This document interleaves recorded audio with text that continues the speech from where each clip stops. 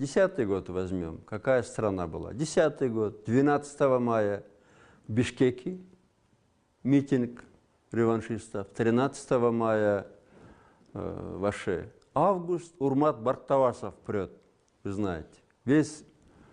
Все временное правительство разбежалось.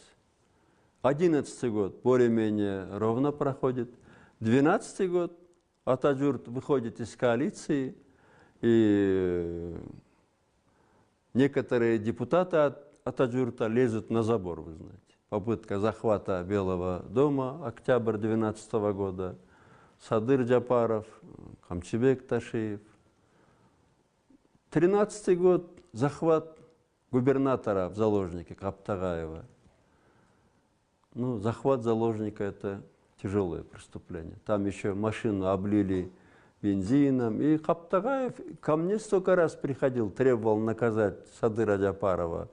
Ко всем ГКНБшникам прокуратуру не вылазил. Я помню, сейчас там другие песни поет. Ну, что от него ожидать?